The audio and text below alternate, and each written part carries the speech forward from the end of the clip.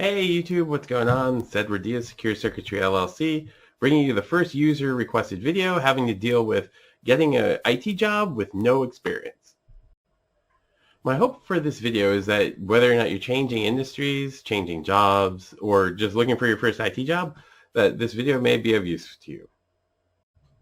So the long and short of it is actually you need to get some kind of experience somehow.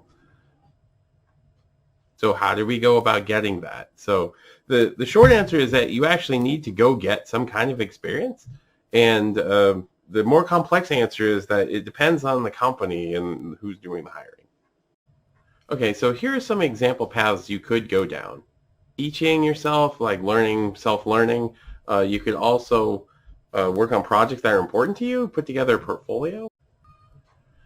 Obviously, there's some kind of schooling you could go through, whether it be a coding school, college. There's plenty of schools online where you could do a lot of self-teaching, so you can really combine this with the first point. You could also go get a certification, which would show experience with a certain topic, not necessarily experience through work, but that's really the crux of what an employer is going to look at is the kind of experience you have that would apply to a job that you're looking to get, right? You could also volunteer for jobs or things that your company actually needs if you work for a current employer. There's other volunteer opportunities. There's plenty of nonprofits out there that probably need your help. Maybe you know how to solve a problem they don't know about. Maybe there's something that they don't even know is a thing. That's something to really think about, and that possibly that you could go there and they would probably need your help. In volunteering, there's nothing wrong with volunteering. It's good as experience as any that you could get out there, even paid. Regardless of whatever it is you want to do, you have to perform a task or be able to perform a task that the employer is seeking to hire for. So gaining the necessarily experience is definitely something that you're going to need to do in order to get the job. But I put a caveat on this in that there's a possibility that you could actually network to a job in which you have no experience. You could gain experience on the job. I've seen many people do this, and there's no reason why you couldn't either. So think about networking. You know, there's people you could meet. There's people who you know, maybe through a third person, who could actually give you access to somebody who's hiring and vouch for you versus actually having experience.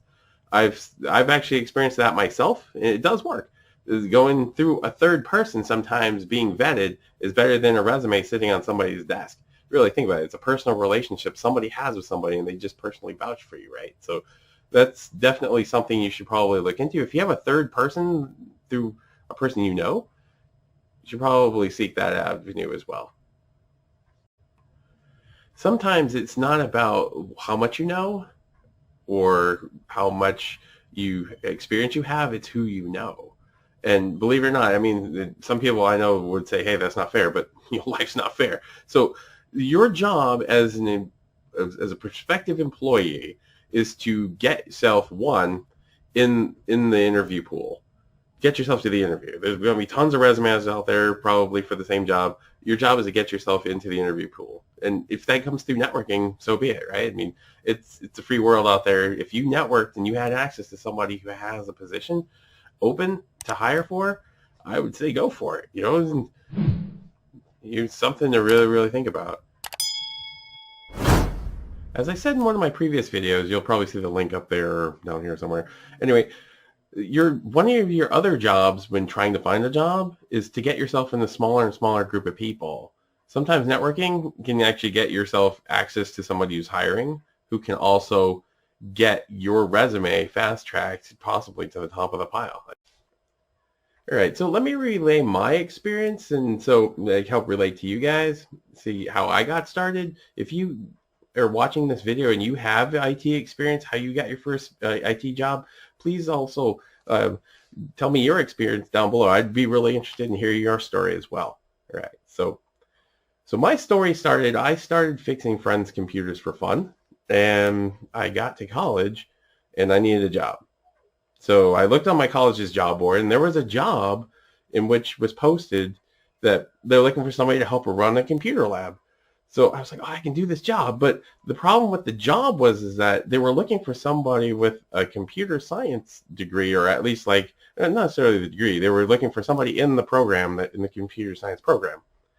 And my problem was I was a business major, right? So how do I break into this job I can do, but they're looking for somebody else that has different types of skills in terms of, schooling. So what I did actually is what I was talking about earlier about networking, is that I actually went down. I took the job post from the school board back when they had school boards. Now it's all computerized, but I took the job posting and I went down to the company that was hiring and I talked to the hiring manager. I just face to face talked to him. I didn't send him an email. I didn't call him. I actually went down and talked to him because I really, really wanted this job. I could do it, right? So I went in and I talked to the hiring manager, and he was sold on me for, trying me out at least.